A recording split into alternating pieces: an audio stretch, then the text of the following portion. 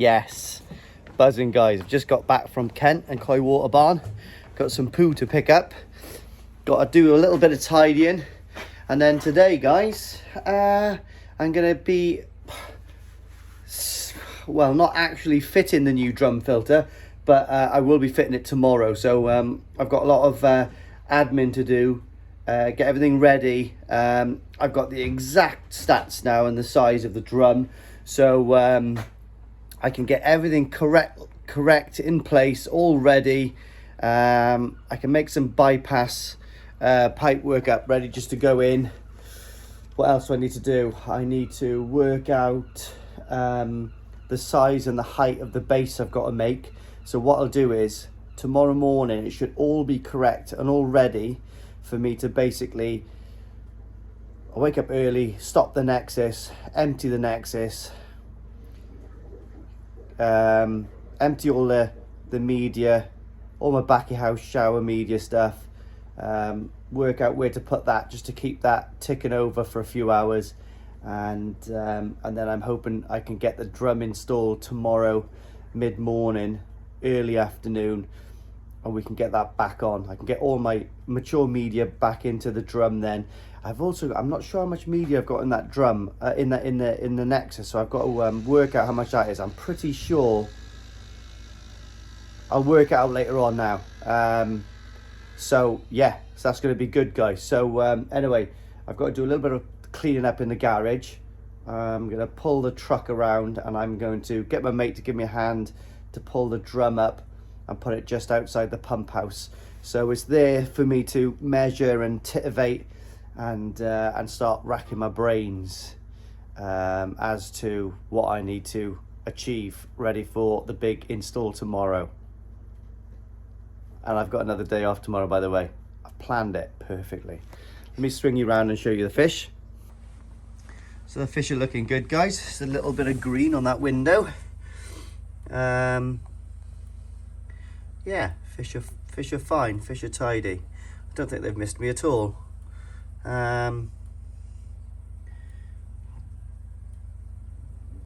So the pond cover's working well. I might play around with this later on and sort out the hatch. But at the moment, what I've got is, I've got this on there. So it's just basically, I've core drilled a hole, because I told you one of my subscribers has given me a 110mm uni seal, and I cannot find her at the moment. I've got a clue where it is. So I'll dig that out at some point today now when I'm cleaning, I think. But that pond cover is working grand. It is working grand. Another quick note, guys, on the grow and show. So like I said in my last video yesterday, it's definitely on. Koi Water Barn is open, I think, at 10 o'clock tomorrow. So give them a ring, talk to Keith or anyone there, state the, you know, it's for the grow and show, and you'll get your discount rate on that. A few people have asked as well, and they were put off with the fact that they're not heated. Well, that's absolutely fine, because Keith was saying yesterday that his fish are not heated. I think their pond at the moment is, well, their ponds at the moment are currently at like 9-10 degrees. So there's no excuses. If you haven't got a heated pond, there's no excuses at all. It's going to be absolutely fine. Someone mentioned that there was a quick quarantine time. So I don't know much about quarantining, but Keith's been playing around with koi, and he's had Koi Water Barn for about 20 years. He's got a degree in fish keeping and all that kind of stuff, but so he knows what he's doing. So the fish came in from Japan last Wednesday, and they're being quarantined at the moment in Koi Water Barn, and the quarantine date ends on the 11th of December. So the 12th of December is when we can start taking the fish away. That's why we want to do a quick turnaround. The reason why these fish are so, we're getting them cheaper, is because obviously we're getting a little bit of a bulk deal, and they're basically in and out. So he's got no cost of feeding the fish. He's doing the quarantine system, time on them, and then getting rid of them. So for him, he's making a little bit of money on each fish, but we're saving a lot of money on each fish. So it's working out really good that way. Anyway, enough about the grow and show, but you've got to be in it to win it. And anyway, I'm going to start sorting out this stuff now to start thinking about getting my drum in there. Right, just come back from the weekend. Parameters are great, so let me spin you around. Again guys, I must stress that there is nothing wrong with a Nexus filter. They are absolutely amazing. Look at that, TDS of 80. You joking? Like, do you know what I mean? I'm not running RO or anything. TDS of 80. I quite like my water soft, so that's why I've been looking at lots of different people, very experienced hobbyists and stuff, about what pH I should be running at, and TDS and stuff. And you know, I think soft water, I think, makes a little bit more sense to me, even though I'm no expert. But you know, you've got to learn from others sometimes, and the guys I have been looking at and listening to, I definitely, they definitely, well, they've tested the water in Japan and stuff like that. All these hobbyists go over there, and all the Japanese farms are running a low pH of between 7.1 and 7.5. So if I can keep it 7.2, 7.3, it's, you know, I think that's what I'm going to do. But I think I'm very lucky with my TDS. I'm no expert, but a TDS of 80 in a pond, I think it's pretty good, isn't it? Because I was listening to some, and I think around the London area, if you're not running RO, you know, your TDS is coming in from the tap at like 350 or 500. It's mad. So I suppose I'm lucky to be living in Wales to have such good quality straight out the tap. So yeah, very lucky there. Anyway, let's clear up this a little bit, and I'm going to move my canoes out there, and I'm going to put the drum filter there, so when I'm ready tomorrow I can pull it in ready, and it's there for me to measure and stuff. So let's get on that right now. Woo! Sorry guys, I don't know if anyone has got one of these Oase Compact-Ls, but they weigh a couple of pounds, so it's taken me about 10 minutes to get this up on my own. Hey, it's not how strong you are, it's how clever you are sometimes. But I've got like a little thing there, so I've slid it down the truck, come across, slid it up. Yes, Royal Marines motto, by strength and guile. That's a little bit of guile and a lot of strength to get that up there. Guys, I can't lie, my mate Mike came over and helped me a little bit, but I put 60% in, he put 40% in. Yeah, so my mate come and give me a hand with this. Last thing I want to do is drop it, because it does weigh a ton, I'll be honest with you. But she is there, she is in mint condition. Yeah, so whoever guessed that I was going to get an Oase Compact-L, you are correct guys. And the only reason I went for this is because I've got quite a good relationship with Keith from Koi Water Barn, and yeah, he beat the price of the Burton's drum. So basically I got more drum for the same price, you know, because I don't know if you know guys, but these in the last month have gone up to pretty much 4 grand, 3,995 I think they are on Cotswold Koi, if I'm not mistaken, something like that. Anyway, but I'm not going to disclose how much I got off this, but it was about £1 grand. So obviously I got this at about the same price as the Burton's drum, and I did like Burton's drums, don't get me wrong, they look really good. I had a good chat to him in the Koi show, Andrew, and he's a fantastic guy. He was going to chuck me in a lot of bits and bobs as well, but nothing really that clinched the deal for me. So and these things guys are absolutely bombers, you know. First time I really seen one of these, a bit of a talk through was Phil from Telford Koi, and Phil knows how much I liked his. So I haven't opted to get the, I think what's it called, the compact unit, the little one that he's got. There's a possibility in the future that I might get it, but what we're going to do is, I don't think I require that. So and I think it's going to fit up on that top plinth there, absolutely pucker gen. So yeah, so that's the score. Yeah, now I've just got to work out if I can get it. Well, now it's here, I can do all the measurements I need to do. I'm going to leave this here now overnight, and I'm going to prep everything. I'm going to strip everything out of there. I'm actually going to give it a bit of a clean, a bit of a sweep out, strip everything out that I don't need in there, put everything tidy that I do need in there, and from there then, if I can pre-make up some bits and bobs. So I've got to pre-make for underneath here, the pipe work that goes to the air source heat pump. I've got to pre-make up a bypass for that. I really got to wrap my brains, to be honest, because we need one of the outlets to go around up into the backy shower, which is not going to be connected straight away, guys. I've got a little, that's a whole day or possibly a whole weekend in its own right. Do you know what I mean? And I do have to think about it. Really have to think about that, because I really want to make this into the koi pond as well, because I think it would just look so cool. The glass front here, all the koi coming in. Do you know what I mean? Like that's 500 gallons there, so that will bring my pond up to 2,500 gallons, which is realistically a really nice pond, volume wise. Very nice pond, with possibly the idea to extend it outside the other way as well. So one day I'll get my dream pond. This is a nice pond, but yeah, a pond is always evolving. Anybody who's got a pond will tell you, you're never quite happy with your pond.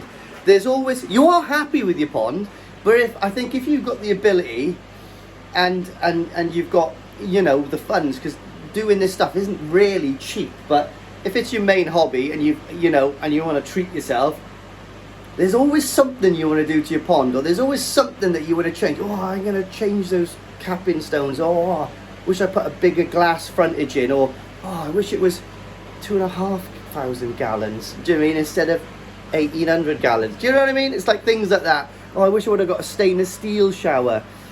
So anyway, I don't think this pond will ever be finished, but my whole chain of thought is I got a 5-year plan, guys. In 4.5-5 years time, I'm buying my forever home. It's going to be a little farmhouse in Carmarthenshire somewhere.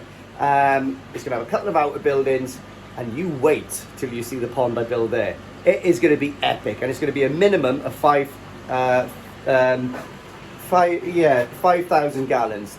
A minimum of 5,000 gallons. And I've been researching already. I want to do an extension off the side of the farmhouse, and I want half the koi pond to be inside the conservatory, so I can cover the outside in the winter, and I can just sit in the conservatory. I can make models, watch MTV, and have my fish right by the side. It's going to be epic. I'm going to make that place into, well, I don't know. It's going to be awesome. I can't wait to do it.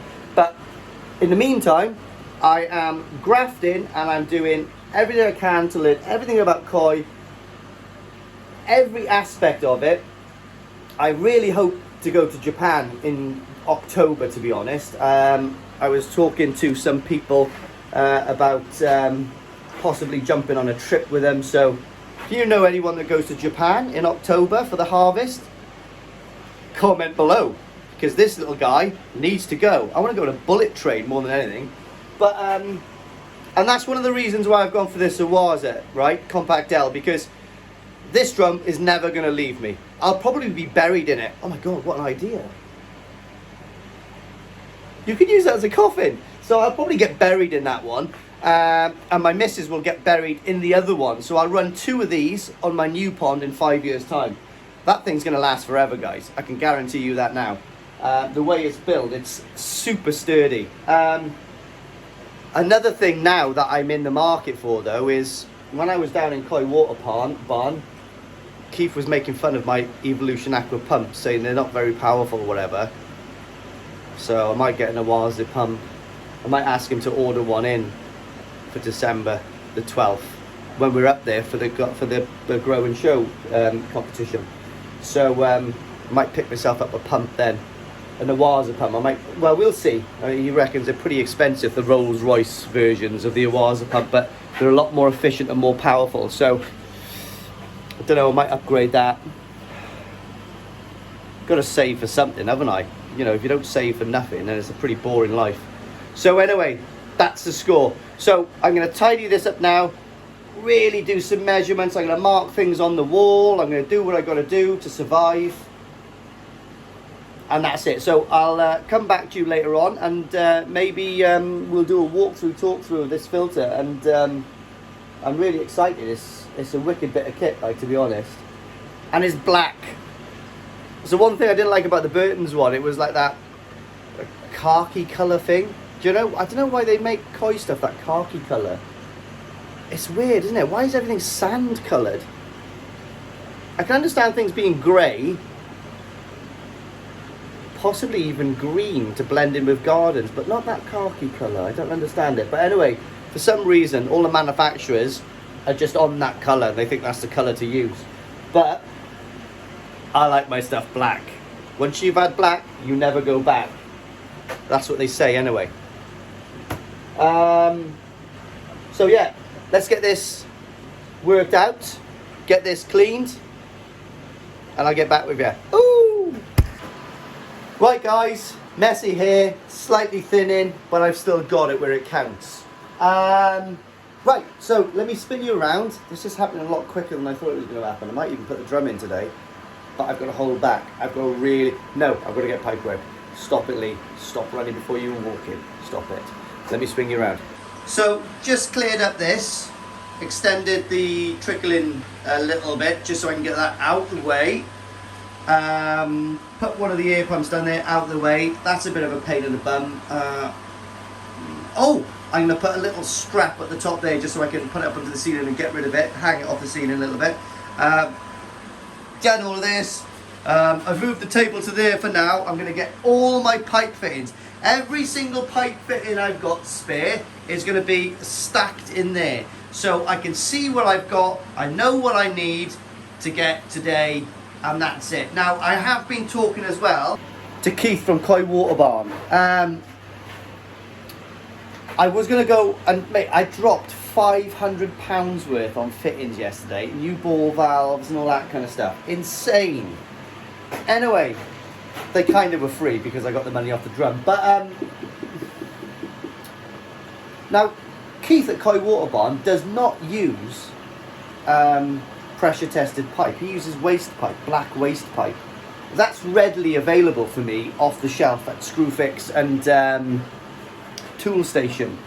I'm seriously considering it. Now obviously I've got pressure pipe under the ground where it counts. Another bonus with that is it's all black. Looks cool. If there's one thing I hate, it's grey pressure pipe. It's not the worst colour in the world. It could be beige. But we'll see. I think I've got enough pressure pipe anyway. I think I've got enough pressure pipe in. Oh, look at that. Look at that evil thing there. It's my sniper's eye, guys. Sniper's eye. Guilty eye. I'm not guilty. I was on God's army. But anyway, and guys, don't judge me. I've got the same t-shirt on as yesterday. Yes, I know, because I woke up at 5 o'clock in the morning. My son woke up early, so we ended up driving. I left Kent at about 5:30 in the morning, and we got back here at 9:30. So it's still early, and that's why I've still got the same t-shirt on. I have had a shower, and I've had a French wash. And I knew I was going to get dirty today. I'll change this later on. Gungy 3-para. That's our nickname.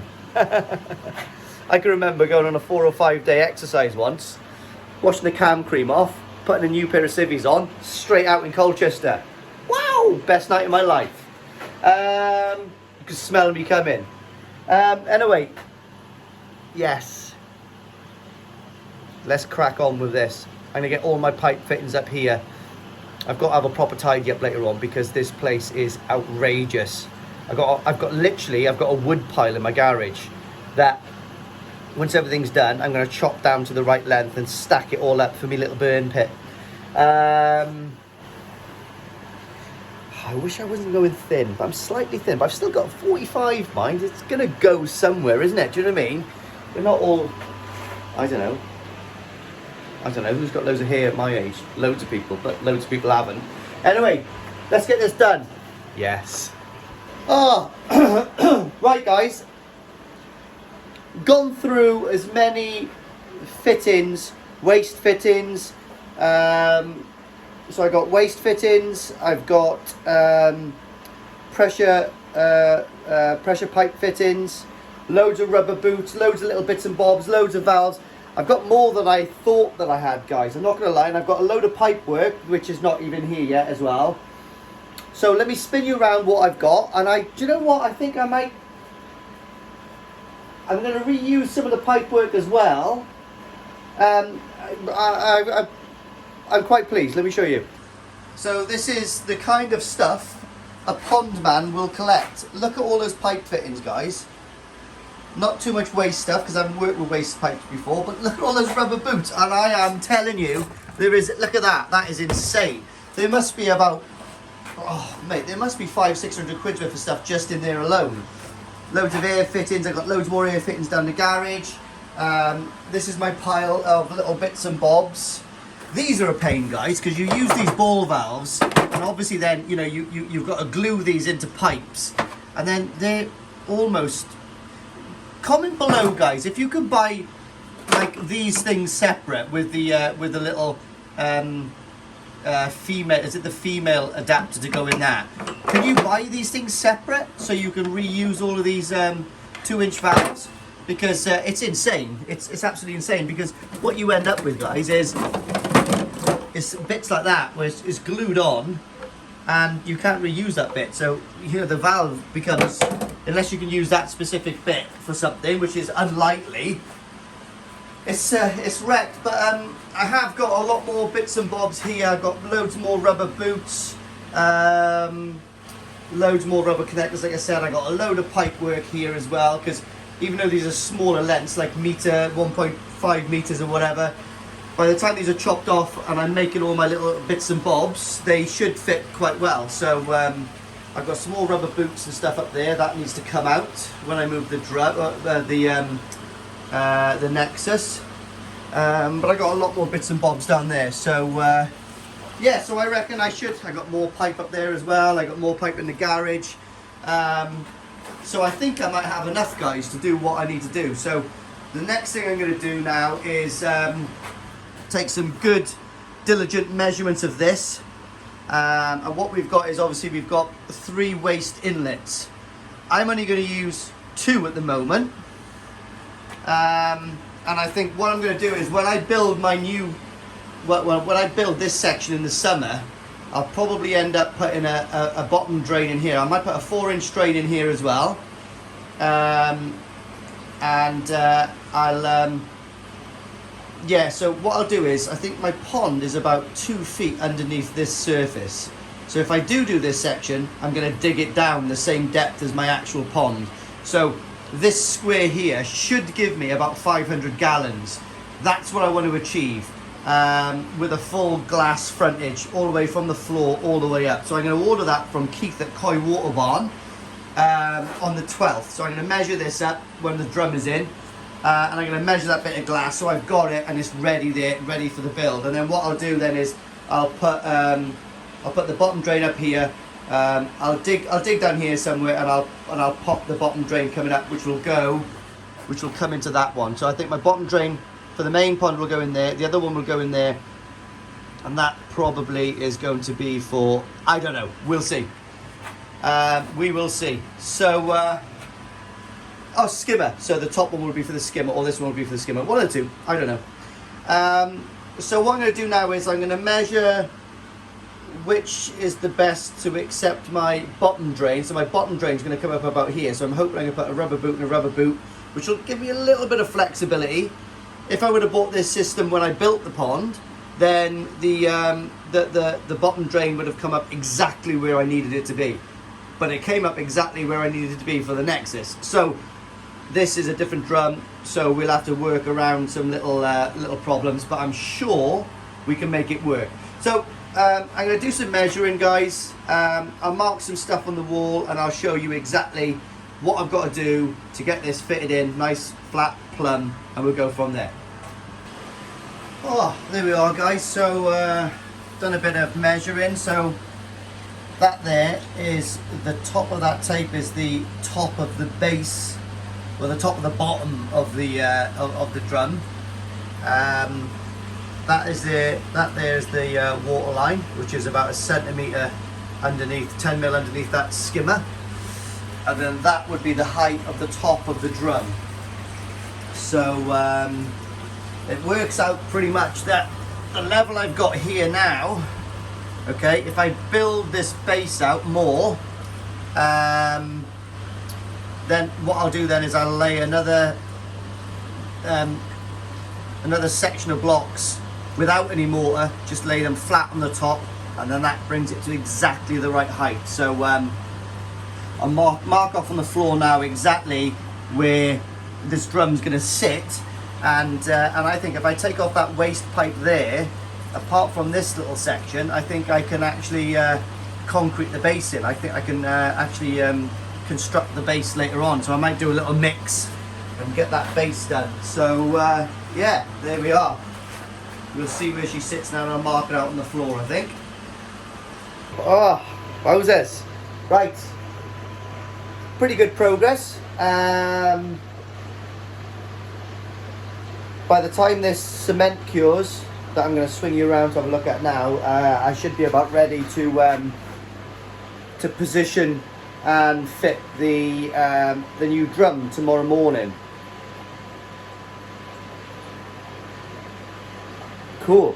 Let me spin you around. I did have a bit of a problem with how tight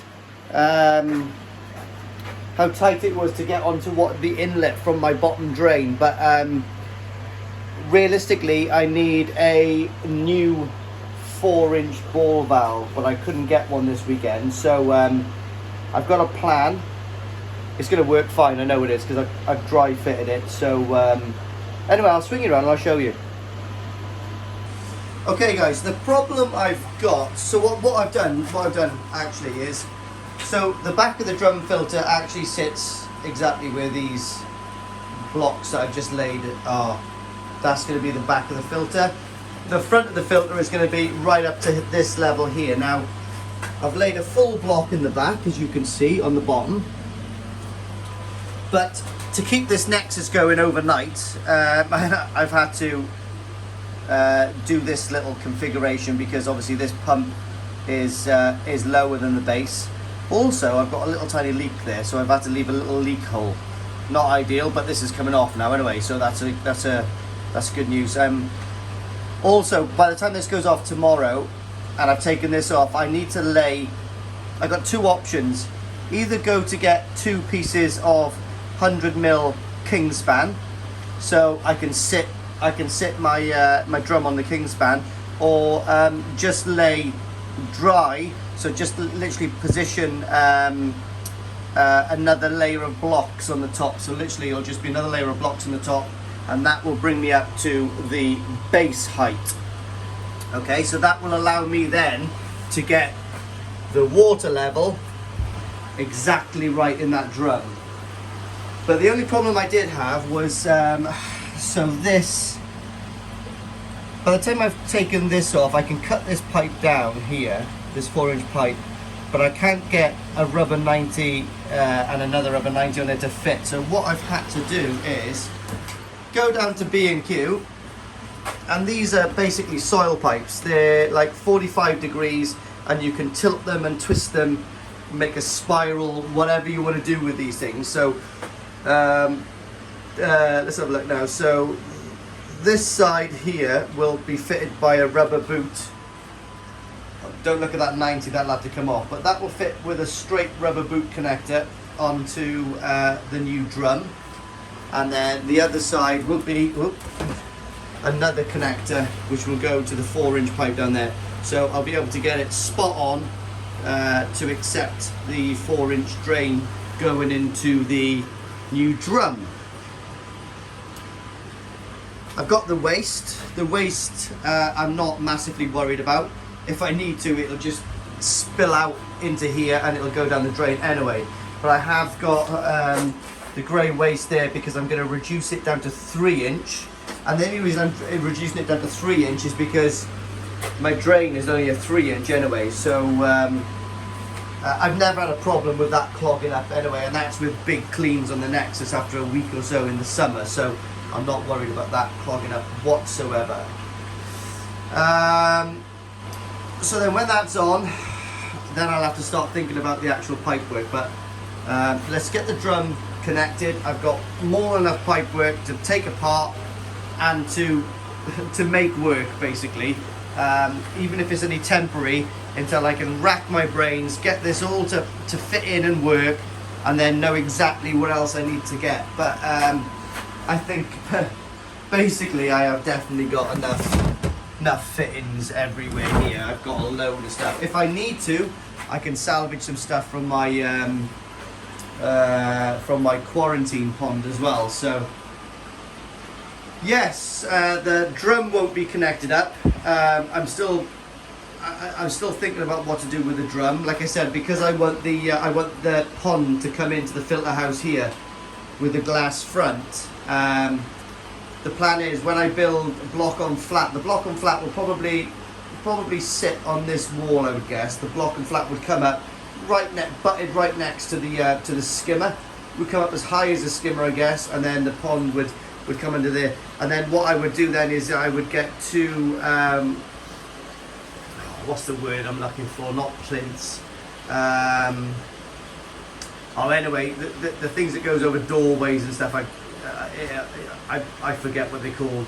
And then obviously I'll have to put I'll dig down, put block on flat underneath this wall, and then as soon as I come up to this wall, then I'll courtesy put another block on flat up here, and then I can lay then the support across here to support the backy shower, and then probably I'll just get the backy shower then just to fall straight onto it, or I could even put my weir back on the bottom, but I think that would be cool.